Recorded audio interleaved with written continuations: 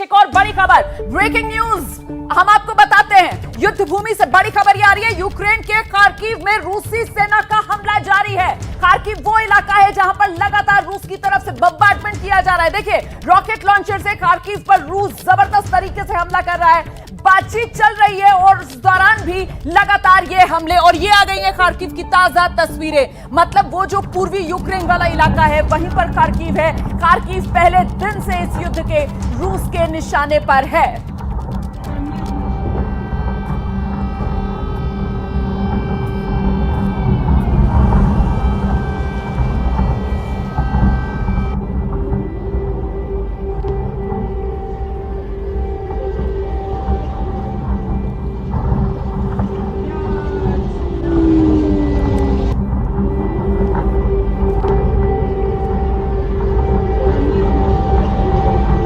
ये खार्किव की तस्वीरें, और पहले ही दिन से खार्किव जो है वो लगातार रूस के निशाने पर है। कहां तो आज दिन में कर्नल दानवीर, आप और मैं जब बैठे हुए थे तो ये खबरें यूक्रेन के हवाले से आ रही थी कि साहब बातचीत से पहले जो रफ्तार है हमलों की रूस की तरफ से वो धीमी कर दी गई है, और हम लोग कह रहे थे कि ये एक सकारात्मक संदेश है। लेकिन यहां तो हम देख रहे हैं कि बम्बार्डमेंट जोरदार।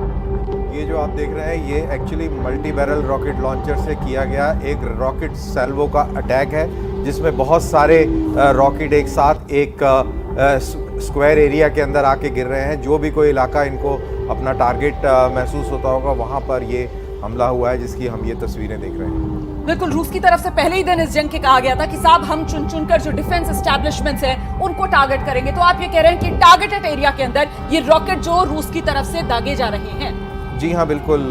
लेकिन इसमें सबसे ज़्यादा जो घबराहट हो रही है इन विजुअल्स को देखकर, वो ये सोचकर हो रही है कि हमारे भारत के बहुत सारे बच्चे जो हैं अभी भी खार्किव के अंदर फंसे हुए हैं, और इनके लिए एडवाइजरी भी दी है कि खार्किव और जो ये इलाके हैं यहाँ पर जो लोग फंसे हुए हैं वो अपने इलाकों में जहाँ है वहीं रहें, सुरक्षित रहें और बाहर निकलने की बिल्कुल सर, ये बहुत महत्वपूर्ण बात आप बता रहे हैं कि कई भारतीय छात्र जो इस वक्त भी खार्किव में मौजूद हैं, और ऐसे में उनकी सुरक्षा को लेकर यकीनन चिंता बनी हुई है। इस सब के बीच यूक्रेन की तरफ से खुद जो जानकारी दी जा रही है वो ये कि उसके 352 नागरिक भी रूस की तरफ से हो रहे इन हमलों में मारे गए हैं। और ये एक बार फिर से खार्किव की तस्वीरें हैं, जिसे आपसे कुछ देर पहले कर्नल दानवीर एक्सप्लेन भी कर रहे थे। ये देख रहे हैं आप किस तरीके से ये रॉकेट गिर रहे हैं। मतलब ये इतना ही एरिया है, जिस तरीके से अभी कर्नल साहब बता रहे थे कि साहब टारगेटेड ये रॉकेट्स जो हैं एक एरिया के अंदर आकर गिर रहे हैं, और वहीं पर जगह जगह पर आप देख रहे हैं, ये देखिए ये यहां पर धुआं सा उठता हुआ। मतलब रॉकेट गिरता है तो जाहिर सी बात है नीचे ब्लास्ट होता है, उसकी लपटें सी दिखती हैं, आग का गोला सा दिखता है, और फिर उसमें से धुआं निकलता हुआ दिखता है।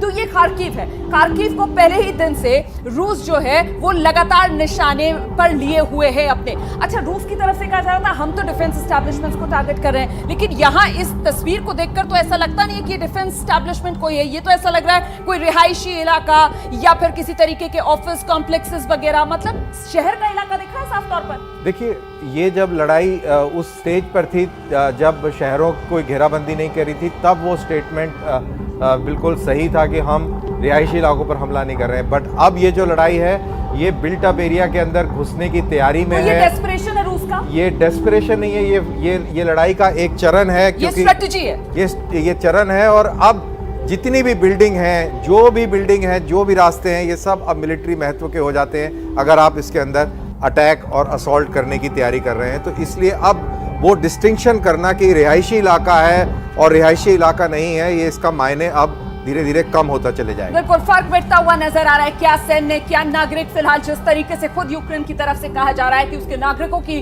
जान जा रही है इन हमलों में, छोटे छोटे बच्चे हैं जो मौत के मुंह में समाते चले जा रहे हैं रूस की तरफ से हो रहे इन हमलों के चलते। ऐसे में कुल मिलाकर सौरभ, अब आगे क्या होगा? बातचीत की बेस पर तो आमने सामने बैठे हुए हैं दोनों देश, लेकिन उम्मीद मध्यम पड़ती हुई नजर आ रही है क्योंकि हमले लगातार तेज होते हुए नजर आ रहे हैं।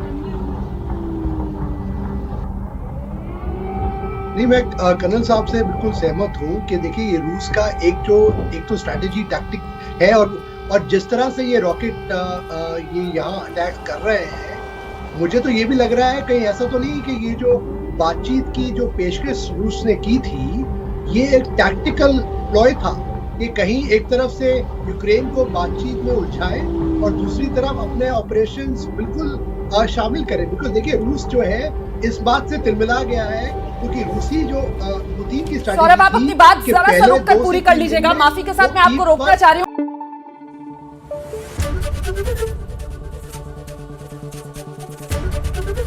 एबीपी न्यूज आपको रखे आगे।